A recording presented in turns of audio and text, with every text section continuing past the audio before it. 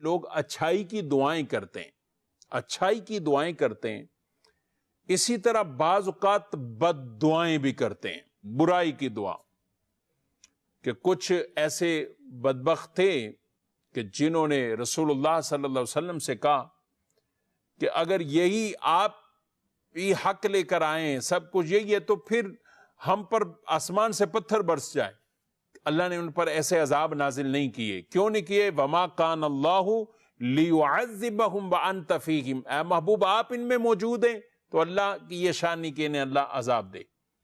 تو یہ کافروں کو بھی یہ فائدہ رسول اللہ صلی اللہ علیہ وسلم کی وجہ سے ملا کہ ان پر کوئی ایسا یک بارگی عذاب نہیں آیا، کوئی ایسی کیفیت، یہ والا معاملہ نہیں ہوا.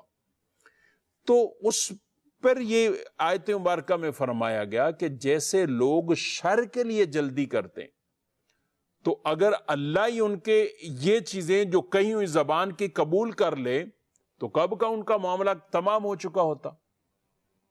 یہ آیت مبارکہ ان کے لیے سبق ہے جو لوگ بد دعائیں کرتے ہیں، اپنے آپ کو، اپنے بچوں کو، اپنی سواریوں کو، اپنے ہر جو بھی چیز تھوڑی سی ڈسٹرب نظر آئی بد دعا کرتے ہیں، گالیاں بکتے ہیں اور بد دعائیں بھی کرتے ہیں.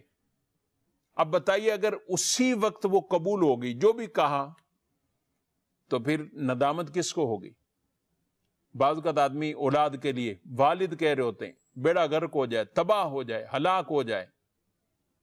گاڑی کے لیے گاڑی کو الٹا سیدھا بولیں گے، سواریوں کو الٹا سیدھا بولیں گے.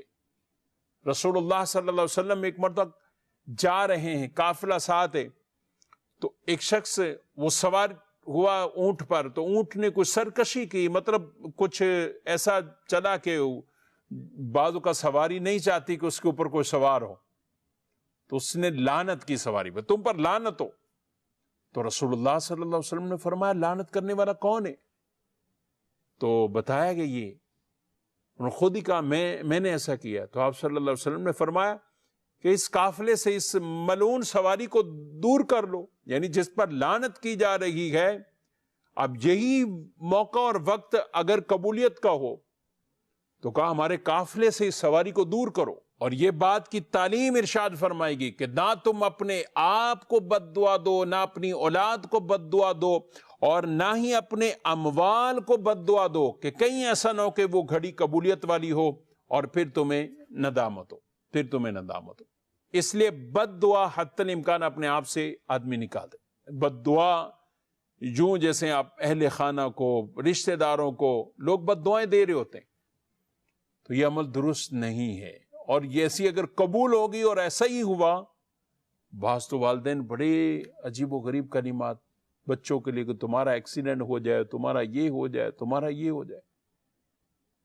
ٹھیک ہے، ہم اس اولاد کو بھی کہیں گے کہ اپنے ماں باپ کے ساتھ ایسا سلوک نہ کرو کہ تمہارے ماں باپ تمہیں اس قدر بد دعائیں دینے پر وہ اتر آئیں. پھر بھی ماں باپ سے کہا جائے گا کہ آپ ایسا نہ کیجیے، ان کو بد دعائیں نہ دیں. اور یہ تو اللہ کا کرم ہے کہ ہماری یہ بد دعائیں اس طرح قبول نہیں ہوتی جلدی. اور وہ آیت مبارکہ میں یہ ارشاد فرمایا کہ اگر اللہ لوگوں پر برائی ایسی جلد بھیجتا جیسی وہ بھلائی کی جلدی کرتے ہیں تو ان کا وعدہ پورا ہو جاتا.